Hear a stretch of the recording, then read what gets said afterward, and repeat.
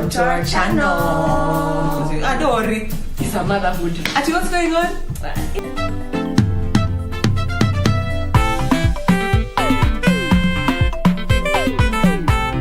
I am in love. What? With your Sudi. Oh. My name is Posire Marupe and I was told to come to this class. No wonder. You know, some of us pay our own school fees. We do not have the so-called daddies to pay for us. Can you imagine me and Will Smith are literally buddies? Sorry, Jada. How do you like if I pay your fee alias? Kilanzwin, that is not enough even for dowry. You concentrate. Who is paying your dowry? Classmates, every Saturday on KBC.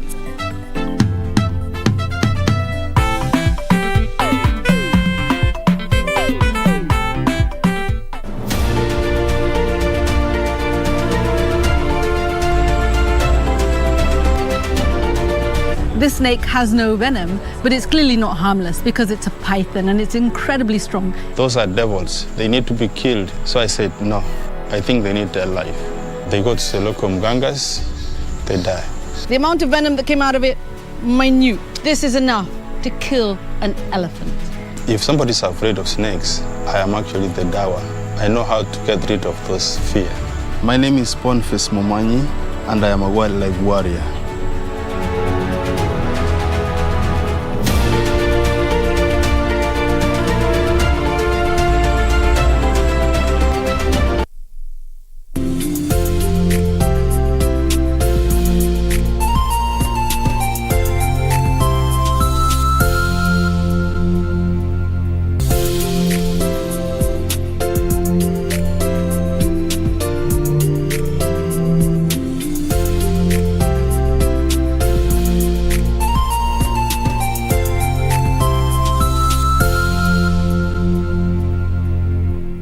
The Kenya Medical Training College will hold its 90th graduation ceremony on December 2nd, 2021. Adorning graduation gown will be optional, and graduates wishing to get one can visit KMTC headquarters in Nairobi from 15th to 29th November 2021. KMTC, training for better health.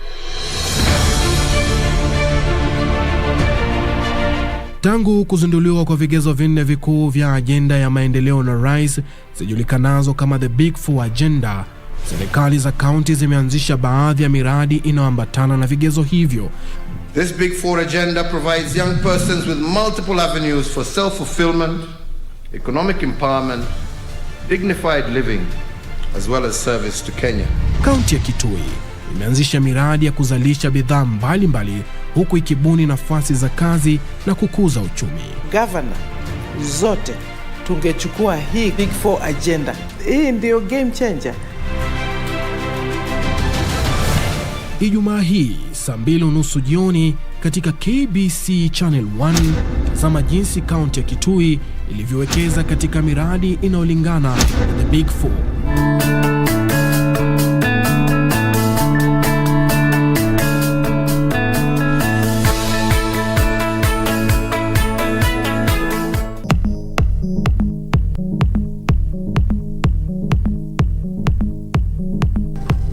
Do a small job for me, and in return, I'll give you 180,000 shillings. 17 celeb. And they have named him. What are you guys looking for? Without gloves. Gloves? Yes.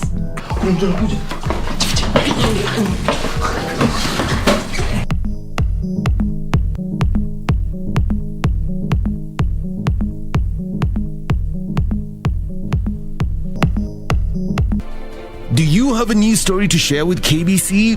Get in touch swiftly on email newsroom@kbc.co.ke, call 0723 892 654 or 0734 780 124.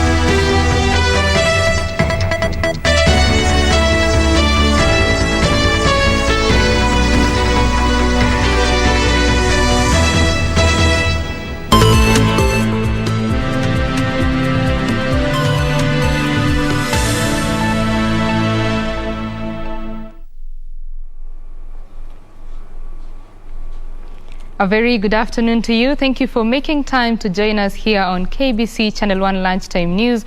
We shall be updating you on what's happening locally in the business world and sports, as well as around the world over the next 1 hour. My name is Betty Kiptum, and Lucy Moura is my colleague on the sign language interpretation.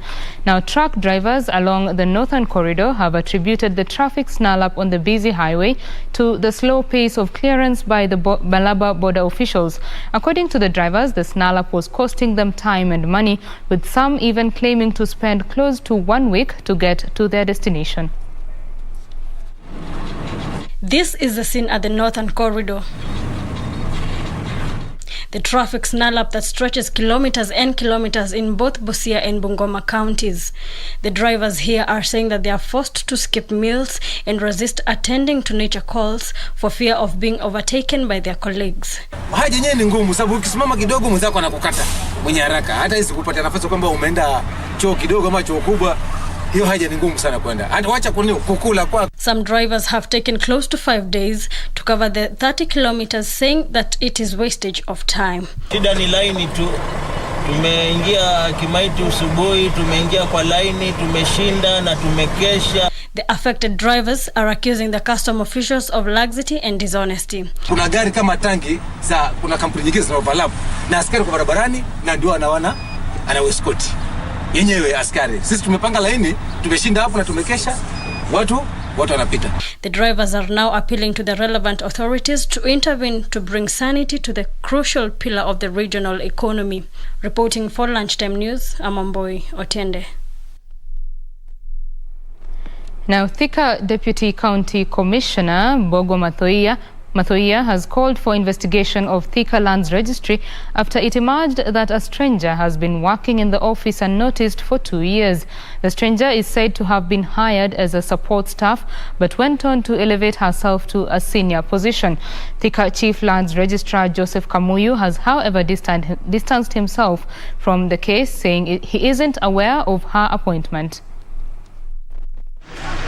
Thika Deputy County Commissioner Bogo Mathoia wants Thika Land Registry investigated after complaints emerged that an imposter was working as a government employee. The imposter, known only by one name, was first said to have been employed as a support staff, but went on to handle sensitive files. Because when you have an outsider working in a very sensitive office, such as a rand office, it means then we are missing the point that we have some issues there. When it comes to her dealing with documents, she's not mandated to do that. That one is under the clerical issues and the secretaries and of course the registrars. Because I might be here in the office and I don't know what is happening there because it's happening maybe when I'm in court or when I'm in a meeting behind my back without my knowledge. So I'll take it up. The stranger is said to even don official white coats and pretends to be an officer at the sensitive office, despite not being under the government's payroll or having any official documentation to ascertain his contractual engagement with the office. It is alleged that she was hired by one of the junior support staff to help her in clean-up assignments without her knowledge of the registrar. Locals now say the emergence of the imposter is a clear indication of the roles in the office said to be tainted with corruption. Isufar reporting for Lunchtime News. And the government has embarked on small-scale food production projects in Astar regions to curb the perennial food insecurity in those areas. Subsequently, Cabinet Secretary, Ministry of Public Service, Gender, Senior Citizens Affairs and Special Programs, Professor Margaret Kobia, has unveiled a smallholder irrigation scheme dubbed Ustahimilifu Project in Orwa West Pokot County that will see several residents increase yields. The CS said that similar projects are being undertaken in Baringo, Isiolo and Tana River.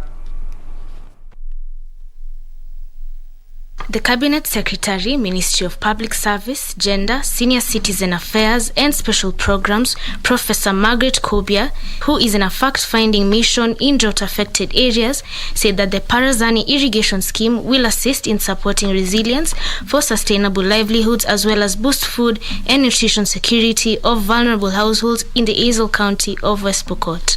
Increased crop production through irrigation agriculture, such as a Parazani irrigation scheme that we have launched today. Professor Kobia applauded the European Union and non-governmental organizations for partnerships and funding of the project and bringing collaborative initiatives for mitigating effects of drought and climate change.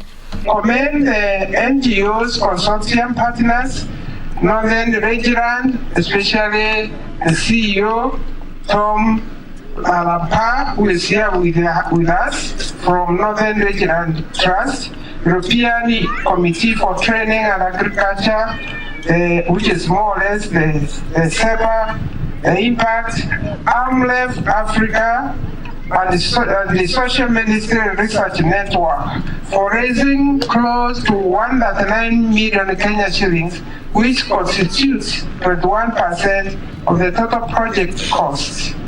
Earlier in the day, CS was at Kilimani Primary School in Isiolo County, where she inspected the progress of a school feeding program and drought response measures being undertaken by the government and other development partners. CS Kobia reaffirmed the government's commitment to ensure that the school feeding program in public schools is enhanced. We are just here for a very short time.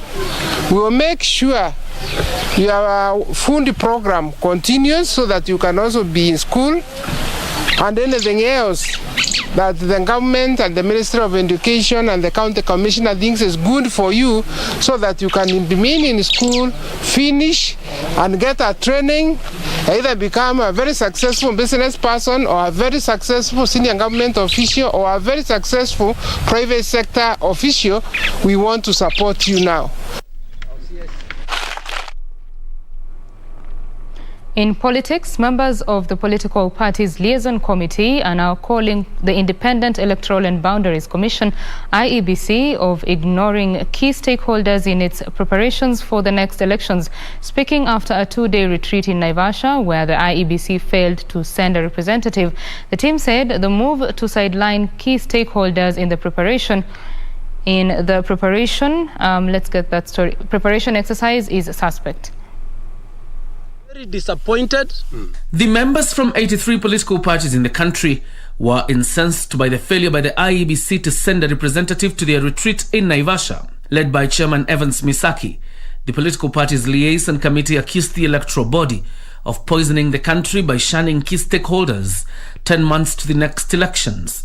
And the purpose of this PPLC is to create a platform where political parties can hold peaceful elections. We've seen tensions in 2017, which were resolved through other ways, but were caused by IEBC. They have also lashed out at the IEBC chairman Wafula Chebukati, whom they have accused of causing confusion through his remarks that parties had failed to submit their party nomination rules as scheduled. Sending a message to our chairman Wafula Chebukati not to poison the political environment by issuing statements before consulting with the stakeholders. Meanwhile, Migori woman representative Pamela Othiambo has warned her party ODM against influencing the nominations through a preferred lineup. Speaking after her endorsement by Kuria elders to run for the Migori gubernatorial post, Odhiambo accused top party officials of having a habit of drumming up support for candidates of their choice, saying doing so will deny electorates an opportunity to participate in the electoral process.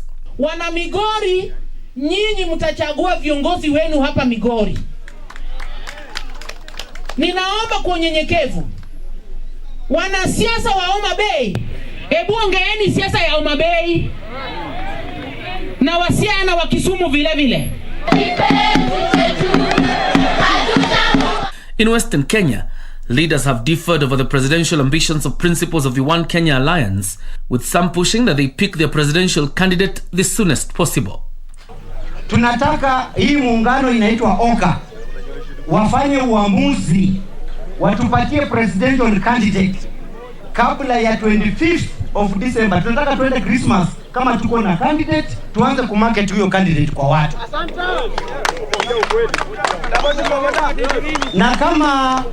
Na kama hawawezi kutoa presidential candidate, wanapanga kuunga mtu mkono, pia watuambie mapema tujipange. Wewe unaenda kusomea Mudavadi ati lazima utuambie by 25th. Mudavadi amekuwa kiongozi miaka hiyo tu kama ungali mdogo. Sasa unaamka unaanza kusema asipotuambia by 25th. Wewe kama unataka kwenda mahali unataka kwenda, wewe fanya nini? John Jacob Kuria, Lunchtime News. Now, Deputy President has once again urged political parties in the Mount Kenya region to fold up and join the United Democratic Alliance to boost its chances of forming the next government. Ruto told his supporters in Embu to reject overtures from small parties that he accused of fanning tribalism. Ruto, who was speaking in Embu, called on area residents to remain united, as he was confident that the UDA party would form the next government. The Deputy President called on locals to shun small parties and embrace UDA, which had a national outlook. Musikubali siasa ya migawanyiko. Musikubali siasa ya chuki na ukabila. Chama ya UDA inaunganisha Wakenya wote kutoka kila sehemu ya Kenya. Ndio tuweze kuondoa mambo ya ubinafsi. Hatutaki kupanga chama ambayo inafaidi kiongozi peke yake. Tunataka chama ambayo inafaidi mwananchi. The Deputy President continued to drum up support for the bottom-up economic model, revealing that he would set aside 50 billion shillings intended to cushion young people from the vagaries of unemployment. Mwaka ujao, tunaweka bilioni 50 kwa hazina ya micro, small and medium enterprise, kwa biashara ya hawa watu wadogo wadogo, waweze kupata mahali ya kukopa pesa, wasiingie kwa Shylock, wasiingie Fuliza. Ruto accused ODM leader Raila Odinga of disrupting the Jubilee agenda, but vowed to complete Jubilee legacy projects that have stalled. Mimi nasimama kuambia ya kwamba hiyo program juu chini kwa vyovyote tutaimaliza na tutaikamilisha na tutahakikisha kwamba tumeweka ahadi yetu. John Jacob Kuria, Lunchtime News. And police in Nakuru County have arrested 2 suspects and seized a consignment of 20,000 litres of ethanol. Nakuru County Police Operations Officer Wilson Duarte said it is suspected the consignment was on transit from the border town of Busia to Nakuru town and may have originated from a neighbouring country. According to the Nakuru County Police Operations Officer, police acting on a tip-off flagged down a mini-trailer along the Nakuru-Eldoret highway and discovered a man and woman on board the 250-litre drums of the substance that is key ingredient in the processing of illicit brews. Lori ambayo ilikuwa imetoka Busia ikielekea Nairobi, na ikawa na suspected and customs goods ambao ni drums, ikiwa na liquid about na suspect ni ethanol 80 drums. Na one drum ikiwa na 250 liters, total ni 20,000 liters of suspected ethanol, ikiwa na transportiwa na lori ya semi-trailer kutoka Busia kuelekea Nairobi. So far tuko na 2 suspects wako in custody, na immediately after investigation watapelekwa kotini. The police boss said the 2 suspects could not conclusively explain the origin and clients of the ethanol. Mali zimetoka, baada ya uchunguzi ndio tutapata mahali walizitoa ni wapi, na tutaweza kuwasiliana na nyinyi tujue ni wapi hasa specific inatoka. Lakini according to the wale suspect tumepata, gari ilikuwa toka Busia ikielekea Nairobi. The Kenya Revenue Authority KRA confirmed that no taxes had been paid for the consignment. People who engage in such a trader, you'll find that their products are cheaper in the market and they are hurting the ones who are actually doing legitimate business, and that's not what we want. We want to support everybody to just have a fair playing ground in this business. Operatives from the Directorate of Criminal Investigations DCI collected samples from the consignment for further analysis. And Kenya has received another consignment of 564,480 doses of the Moderna vaccine through the COVAX facility from the US government. The vaccines are set to boost the ongoing vaccination drive to ensure Kenya achieves its target of vaccinating 10 million people by the end of December.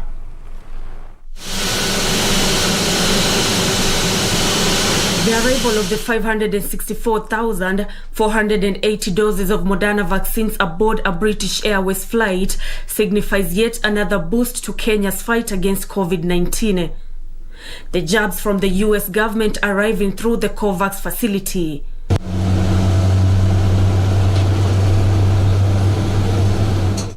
The vaccines are set to be distributed to various parts of the country to boost the ongoing vaccination drive. As at the 19th of November, 6.2 million people had been vaccinated across the country. Of this number, 3.9 million had been partially vaccinated, while another 2.3 million were fully vaccinated. The government is calling on those above 18 years to present themselves for the jab. Meanwhile, health officers and community volunteers in Kiambu County will start a door-to-door campaign targeting children below the age of 5 years who missed their routine vaccination in 2020 due to the COVID-19 pandemic. The campaign is set to take place in the next 100 days, with the Kiambu Chief Executive Officer in charge of health, Dr. Joseph Murega, saying they targeted to reach over 95% of the children, calling on the parents to cooperate. Quite a number of our Kiambu residents have embraced vaccinations, and they come in great numbers. But we're also telling those who might have other beliefs that tend not to embrace vaccinations to change their mind, because they have a future. Their children have a future, and the future can only be when the children are protected from diseases. We are telling our mothers, we are telling our parents, we are telling our girls in school they need to get the HPV vaccine because it will protect them from cancer. Most of the homes have been affected by cancer disease. They have even the girls, they have seen their relatives, their aunts, their shoshos who have died because of cancer. So when you give them the right information, definitely they will get it positively. Nancy Okware, Lunchtime News. The youth have been called upon to channel their energy into nurturing their talents as opposed to being radicalized into joining terror groups. Speaking at the Lenga Ugaidi na Talanta competition, Nairobi County Commissioner Flora Moria said potential mechanisms should be put in place to prevent radicalization and recruitment of the youth into terror groups. Epuka Ugaidi na Talanta competition seeks to channel youth creativity towards countering the violent extremist narrative in the Horn of Africa region. The annual Epuka Ugaidi na Talanta competition gave the youth a platform to showcase their talents. It's here when Nairobi County Commissioner Flora Moria said the impact and spread of terrorist groups cannot be underestimated. She said actions on combating terrorism have been central to the agenda and efforts of the Ministry of Interior and coordination of national government. Undoubtedly, early warning and early response systems can help stop youth from joining terror groups. Information is power and can be used to integrate issues before they reach a critical point.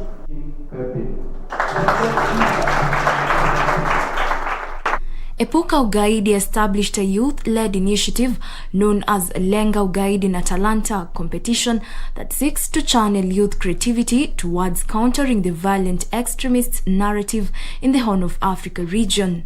Since its inception in 2017, the competition has engaged over 27,000 youth in the Horn region of Africa.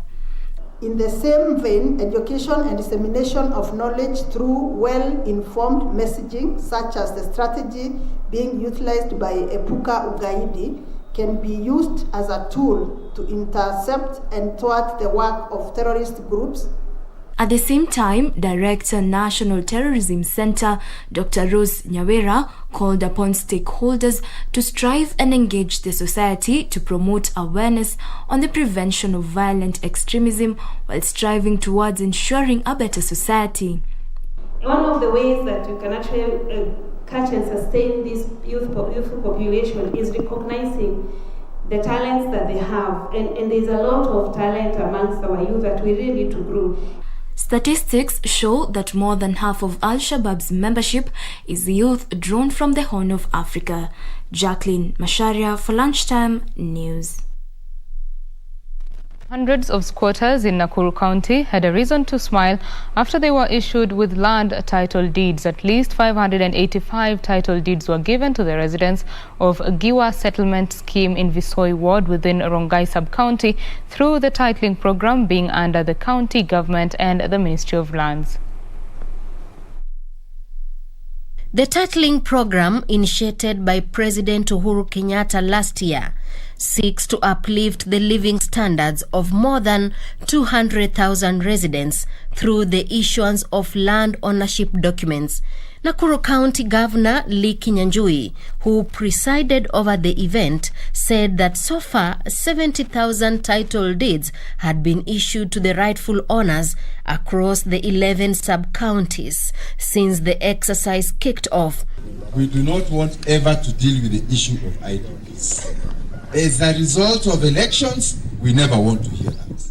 And the guarantee to live in any part of the country is not negotiable. It is not a gift from politicians or people in leadership, but a right guaranteed by the Constitution to every citizen of this country. He revealed that his administration had trained officers from the county and national governments on alternative dispute resolution mechanisms to reduce the number of land disputes finding their way to law courts. Msiuze mashamba without full consultation. And even the chief, lazima tujue katika sheria za Kenya iko kitu inaitwa spousal consent, kwamba lazima mama akubali shamba iuzwe ili tusiwe na ile shida ambayo imekuwepo. Deputy Governor Dr. Eric Korir urged the beneficiaries to take advantage of the land ownership document to transform themselves economically. A section of residents in Masaba South sub-county have rejected the boundary and a name of a proposed administrative location. According to the chairman of Ibanchore and Kerema sub-locations, who had petitioned the national government for the new location, Naftal Openda, the new administrative unit was to be named Masimba and not Ibanchore. Openda said the residents wanted their location and a chief. A resident who referred to himself as Nyangenya accused a certain chief of influencing the skewed split of the two sub-locations into the disputed location. Members of Ibanjore and Kerema sub-locations point as follows. All the sub-locations Kerema and Ibanjore to remain with its newly created sub-locations Angasa and Mokoroinwa intact. Ibanjore and Kerema sub-locations deserve their rights, respect, dignity, and their borders must be respected as demanded by the community. The essence of requesting for our new location was to bring services together in terms of equality, transparency, and accountability to our society. Now, the University of, former councillors in Busia County have faulted the Treasury and Devolution Ministry for delays in implementing a resolution by the Senate to pay them monthly stipends. The former leaders, led by Francis Mukamani and Wilberforce Baraza, said the Senate passed a bill in October 2018 to have them get 30,000 shillings a month as stipend, which is yet to be implemented. Mukami said they were being ignored, yet they contributed to the development of the country.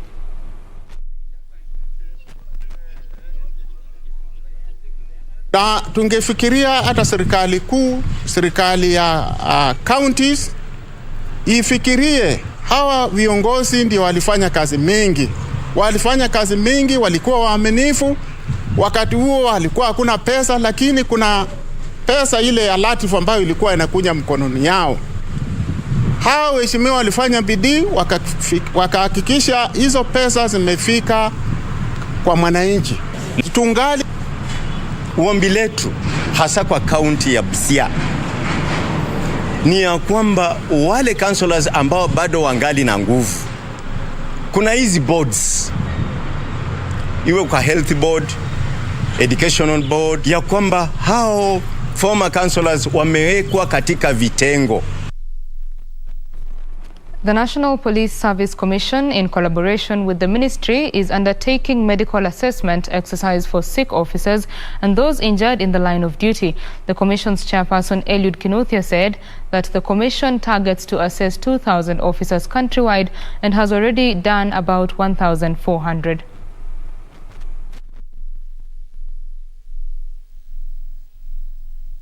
The assessment, according to Kinuthia, following the establishment, a special medical board will carry out the exercise. Kinuthia said the medical board consists of a general physician, orthopedic doctor, surgeon, psychiatrist, medical doctor, and a social worker to look into various issues facing the officers. Tuko na bodi ya madaktari 7 ambao wako kutoka ujuzi tofauti. Kwa jumla tumewahudumia maafisa wa polisi 1,300, karibu 1,400 hapo. Hao wamepitia mikononi ya hii medical assessment. The exercise is expected to assist the Commission when assigning duties according to each officer's level of sickness and disability. Kinuthia adding that for a long time, police officers' mental and physical wellness has not been put into consideration. Karibu 200 ni visa ambazo zimetokana na ule mtaalamu wa psychiatric wa mawazo ametuambia ni visa za depression na ni visa ama ni hali ya afya ambayo inayohusu stress management. Hii tunazingatia sana kwa sababu wakati mwingi tunasikiaga ofisa amefanya kitu ama amesukumwa mpaka mwisho wa mawazo, na hii inatuwekaga huzuni sana. Apart from medical support to the officers, the Commission will make sure the insurance does the right thing. Apart from medical support to the officers, the Commission will make sure the insurance does the right thing by compensating the injured officers and also work to ensure the retired officers receive a proper pension. Dr. Edith Kwaba, a psychiatrist, acknowledged the issue of mental sickness among the officers, citing psychosis, post-traumatic stress disorder, depression, and drug abuse as some of the conditions facing some of the assessed police officers. Kwa watu wengi hawaelewi ugonjwa wa akili, na jambo la kwanza tungependa kusema ni kuwa tuelewe kuwa magonjwa ya akili yapo na ni mengi. Unajua watu wengi wanafikiria ugonjwa wa akili ni yule mtu ambaye anatoa nguo anajiongelesha, lakini ukweli ni kuwa kuna watu wengi wameathirika. Ukiangalia utafiti ambao umefanyika hata duniani ni kuwa kati ya watu 4 mmoja ameathirika, na kwa sababu polisi pia ni binadamu tumeweza kuona kuwa wameathirika.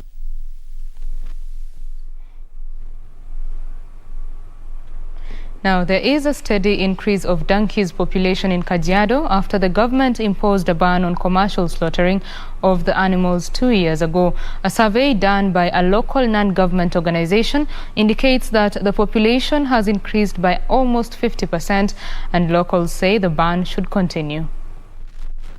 The trade in donkey meat and hide was legalized in 2012, prompting a donkey theft racket across the country to the chagrin of farmers. But 2 years since commercial slaughtering of the animals was imposed, KAJIADO County is now witnessing a steady increase in the number of the animals.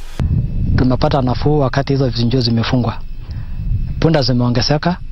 Mimi nilikuwa na punda 8 nikiwa hapa wakati punda zilikuwa zikiibiwa. Zangu ziliibiwa na nikarudi kununua. Nirudi kununua punda 3. Na nilinunua sababu niliona punda zimepata usalama, hakuna kuibiwa. Locals say they had to undergo untold suffering for years at the hands of donkey smugglers who were out to cash in on the trade. Hiki na mama rumeumia sana. Weseru nausa punda, tunaiba punda naenda kuuza. Sisi rumefunga. Saa hiyo umekataa, tena tumeenda kufungulia hiyo biashara punda Nairobi. Wamekataa kabisa. Saa hiyo wao mosi imeisha, mama nimeumia, tunabeba mtungu na mgogo. Saa hiyo mtoto nimekomelia kwa njaa, punda hayuko. Saa hiyo punda umeongeza na mama nimesaidia. Wewe mtu mwingine kuna punda moja tunasaidia yule mwingine jirani yake. But locals fear that a group agitating for the lifting of the slaughter ban was up to no good. The global demand for donkey skins and meat is mostly driven by Chinese markets. Reporting for Lunchtime News, I am Stephanie Akiri. Now remember, you can interact with us throughout this bulletin on our social media platforms. On Twitter, we are at KBC Channel 1. My personal Twitter handle is at Betty Kiptum on Facebook. We are at KBC Channel 1 News on Facebook. Kalistas Manyonge, you say you are watching from County 001 Mombasa. Thank you very much. Abdul Kadir Hirsi, I also see you. You say you are watching, as well as Felix Ngui, you are watching from Kiambu County. Thank you very much for watching, and do stay tuned. We take a quick break. We'll be back with more.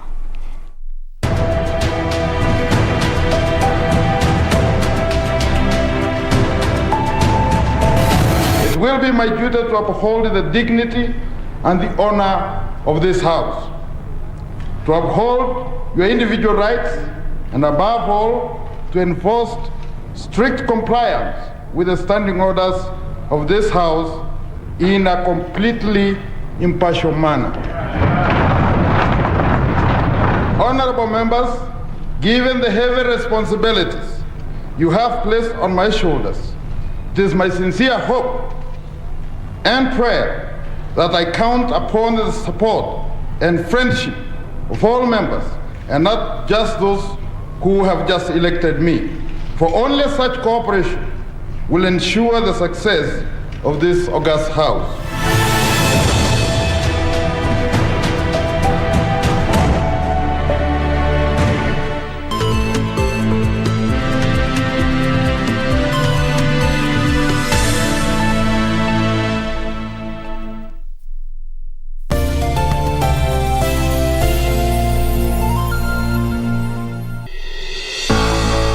The coastal region is a construction site, literally.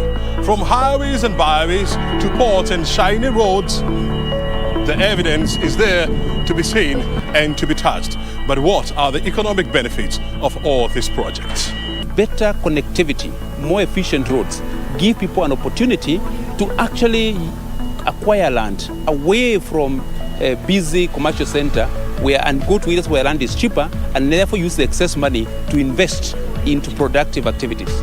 This week on Inside Government, we focus our trail on infrastructural development at the coast, and we are talking to the chairperson of Kenya National Highways Authority, Engineer Wangai Irango, right here on KBC Channel 1.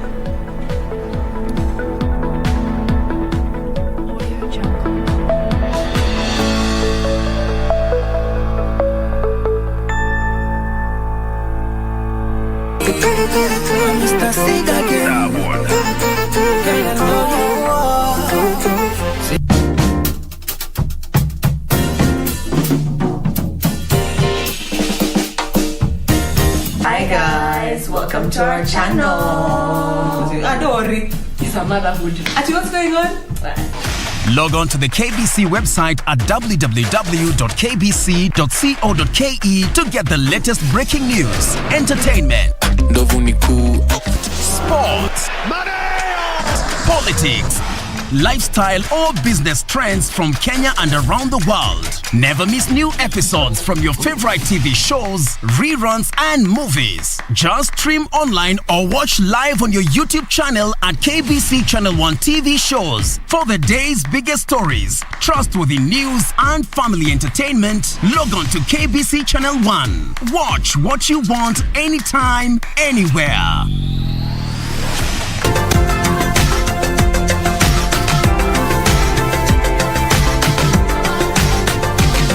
What is this disease and what are some of the possible causes?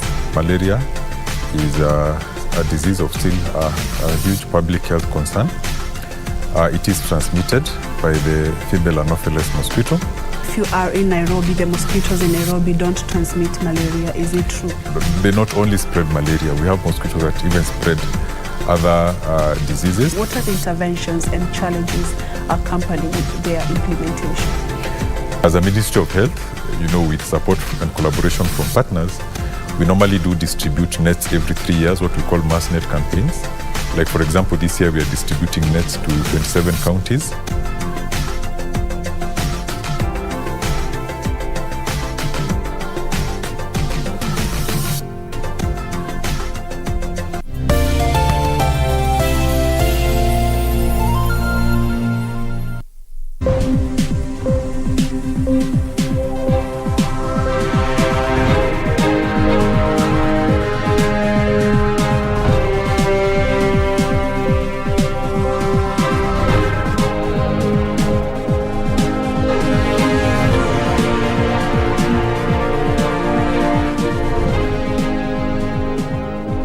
Welcome back. Let's now do the business news. President Uhuru Kenyatta has called for collaboration in tackling ocean-related challenges, saying there is need for 100% commitment to ocean sustainability management. The president was speaking in Mozambique, where he was the chief guest during the second edition of the Growing Blue International Blue Economy Conference. Please. President Uhuru Kenyatta urged African countries to come together and develop smart solutions that unlock the blue economy while protecting the health and sustainability of the oceans. Kenyatta called for not only regional but global collaboration in developing a common position to tackle ocean-related threats and challenges and sustainably utilize the opportunities the ocean offers. We need to work together at regional and global levels in order to develop a common position on how to tackle ocean-related threats and challenges, and in order to sustainably harness the opportunities that our ocean offers. The President proposed for the implementation of a coordinated structure for knowledge and data sharing, increased development financing towards sustainable ocean practices, and strengthening of the link between a sustainable ocean economy and security. Currently, because of financing challenges, the investment in the maritime sector is currently subdued, thereby denying countries significant resources and sources of livelihoods, as well as jobs for our citizens. So we need to strengthen the nexus between sustainable ocean economy and security. And Kenya, as a non-permanent member of the UN Security Council, has prioritized the nexus between climate change and security. While calling for smart management of ocean resources for sustainable development, Kenyatta indicated that despite huge potential in the blue economy, African countries have underutilized the resources. The ocean contains 97% of the Earth's water. It supplies half of the oxygen that we breathe and regulates the weather and temperature. Research undertaken under the aegis of the Ocean Panel, of which I serve as a member, indicates that the ocean-based climate action could provide about 21% of the carbon mitigation needed to meet the Paris Agreement goals by 2050. President Kenyatta urged African countries to harness the enormous marine resources they have so as to unlock the huge potential of the blue economy, especially during the post-COVID era, while protecting ocean health for sustainable development. He pointed at the indiscriminate dumping of plastic waste in the ocean, threatening fish population, affecting food security for millions of people in the continent. I believe we need to firstly commit to sustainably manage 100% of the ocean area. Kenya is currently developing a marine spatial plan, and as a member of the Global Ocean Alliance, we are committed to put up to 30% of our oceans under marine protected areas by the year 2030. Now, Kenya's technological ecosystem has a major gender gap problem. Gender diversity is a major problem, with the sector being dominated by men. However, despite these yawning gender gaps, some female tech professionals continue to impact the industry remarkably. Today on Tech One, Alan Aoko looks at what it takes to become a female technopreneur, the pitfalls and the opportunities.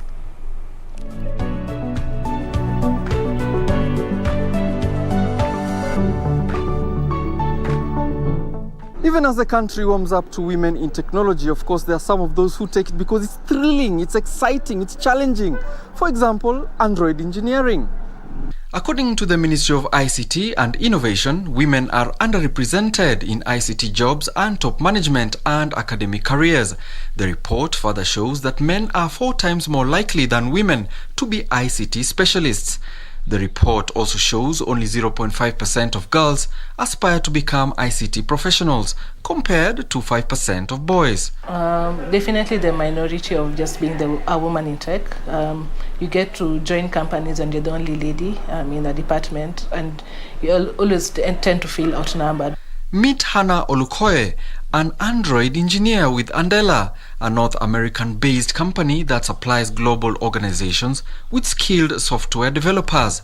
She reveals to us what it takes to be an Android engineer in Kenya's male-dominated tech sector. So as an Android engineer, generally you work on mobile applications for Android, right?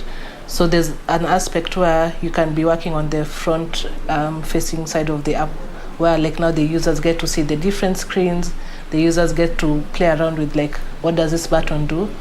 So that's mostly, it's called UI, user interface. Then there's the back-end bit of it, which is still Android development, where now you're integrating to APIs. APIs are now like a network calls that integrate to like servers, the database, all that. And then now I think there's also there's the monitoring side of it, but that's still just a tiny section of it. Mobile technology is one of the fastest growing, most important sectors in Kenya's tech industry. However, its growth has come with underlying challenges, especially for women in tech. Especially before, women would feel like, okay, maybe this is too technical, this is too technical, or wouldn't make sense for me as a woman, but I'm slowly seeing that narrative being changed. When it comes to Android engineering as a profession, it means one has to learn how to become a multiplier by enabling other engineers to do their best work. Hannah says she is in the perfect position to make that happen for the wider Android community in Kenya. You can be a mobile engineer and still do iOS development, so you call yourself an iOS engineer. And so in Android as well, there's also many other aspects in it. You can say you're using like frameworks to develop Android applications. And now for me especially, I just use the native programming language for Android. Having worked on several things that make clients' codebase better and safer, including reducing build times, she says that that's not all for her. But how about a budding young girl looking to replicate the same? Right now, I actually do mentorship. I volunteer as a mentor, and also I have mentors who I see, because I've seen the effect that it has for the women in tech. Because just knowing that there's someone out there who's able to guide you or give you just a few tips just to be able to navigate your way, it's quite helpful. And I would say to any young person or even older person who's looking to join this field, it's quite possible. Look for a mentor. Hannah says she has constituted significant development in technology while simultaneously inspiring young girls to do the same. She says through funding, training, leadership and innovation, women in technology will also become synonymous with groundbreaking tech innovations and transformations that have opened to the global community.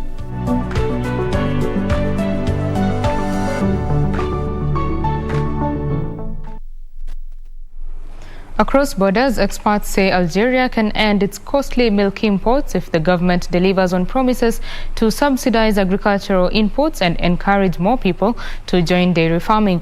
The government spends $1.3 billion a year on milk imports, yet it is often unavailable in Algerian shops, reflecting wider problems with domestic food production and distribution in the still largely state-run economy.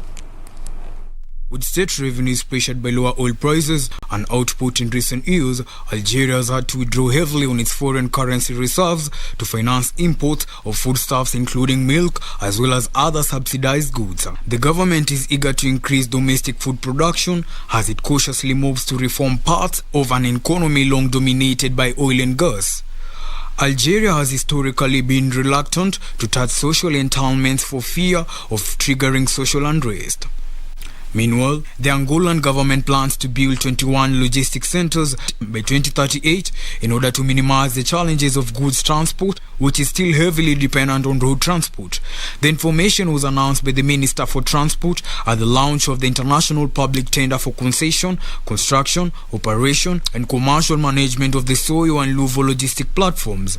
According to the Minister, the network of logistics platforms will be an important element in the plan to diversify the national economy. Finally, France's second largest retail casinos group, Giant plans to open 15 stores in Egypt with investments over 1 billion Egyptian pounds. The group agreed to open 15 outlets during the next 5 years, including a hyper, supermarket, express marts, providing 15,000 direct and indirect job opportunities. The commercial projects will contribute to the economy as internal trade activity contributes to 21% of the country's GDP. Reporting for Lunchtime News, Macau McBrien. Facebook has written to the Los Angeles Police Department demanding that it stop setting up fake profiles to conduct surveillance on users. Here are more details of these and other stories from across the globe.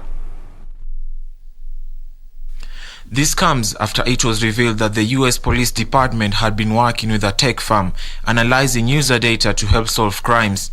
Facebook expressly prohibits the creation and use of fake accounts. The intent was to create a safe environment where people can trust and hold one another accountable.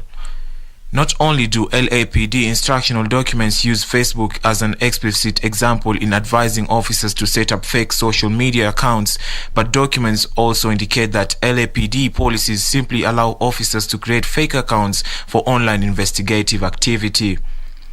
The LAPD officers had been urged to abide by Facebook's policies when creating accounts on the services.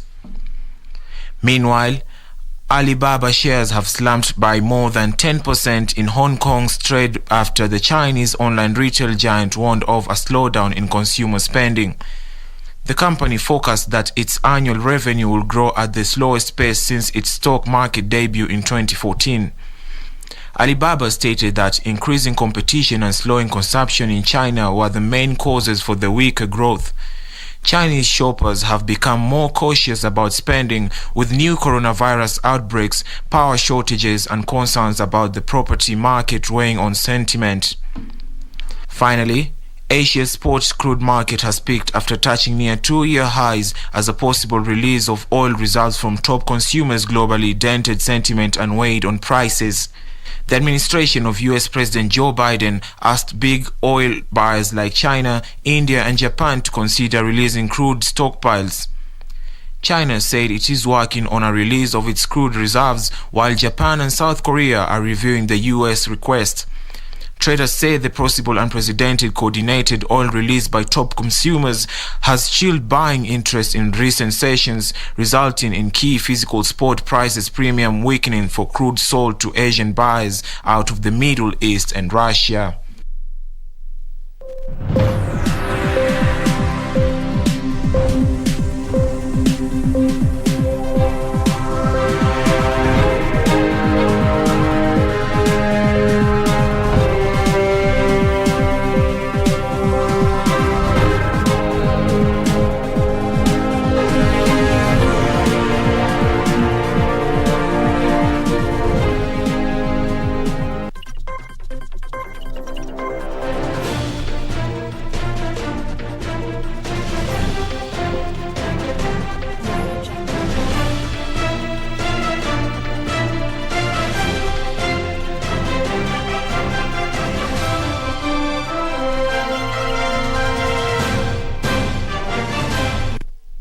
Men's 15's rugby team, Kenya Simbas, will be aiming for their third win in a row when they face Brazil's Os Tupis on Saturday in the Stellenbosch Challenge bronze medal match at Pokot Stadium in South Africa. After Simba's match, the gold medal match pitting favourites Namibia against Zimbabwe will be held at the same venue. The Stellenbosch Challenge is a World Rugby sanctioned tournament aimed at helping the four nations prepare for the 2023 World Cup qualifiers.